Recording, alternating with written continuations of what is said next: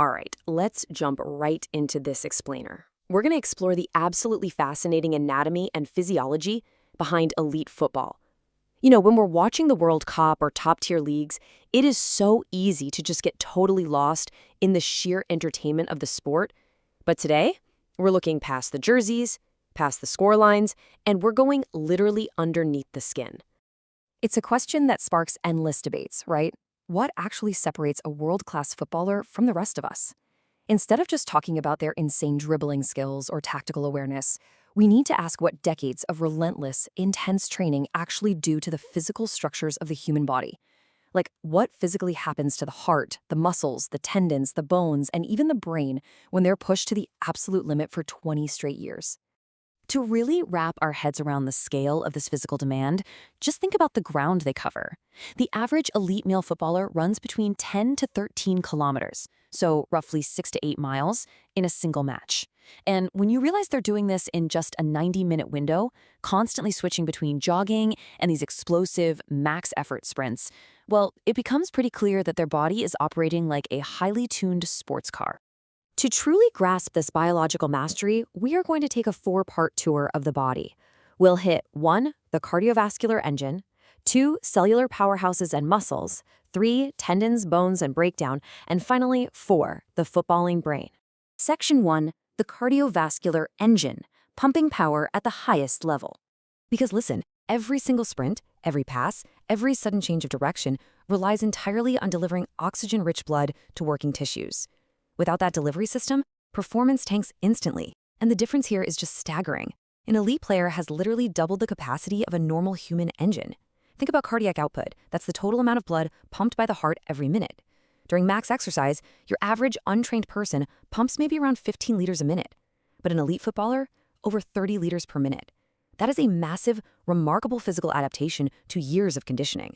So how on earth do they pull off that incredible output? It's through a phenomenon clinicians actually call athlete's heart, or athletic cardiac remodeling.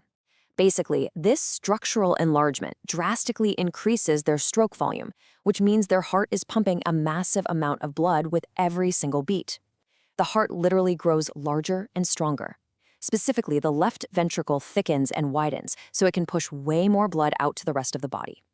But there is a super important medical distinction we need to make right here. While this is a totally normal, healthy adaptation for players, they still have to go through rigorous medical screenings. Why?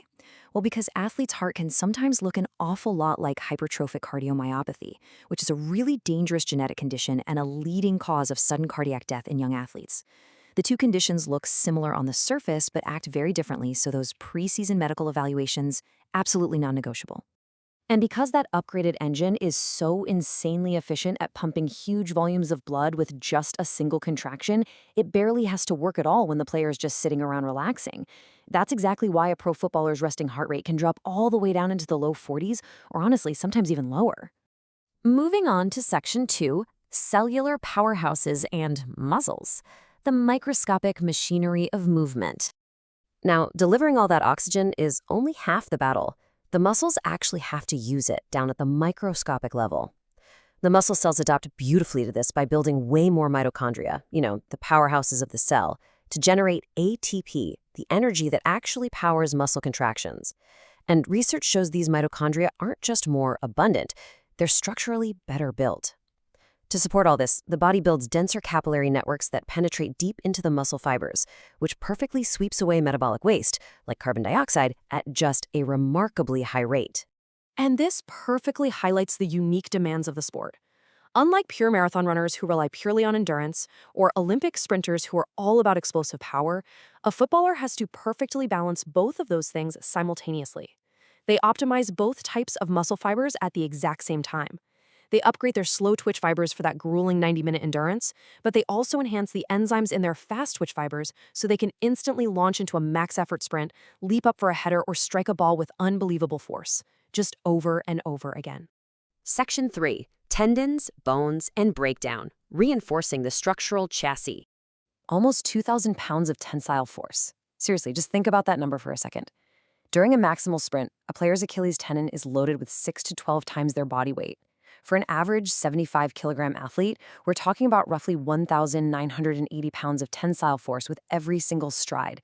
The tendon handles this because it adapts. It essentially acts as a living spring made of parallel collagen fibers that stores and then releases elastic energy. That's what makes those top speeds look so completely effortless on TV. And guess what? The bones are doing the exact same thing.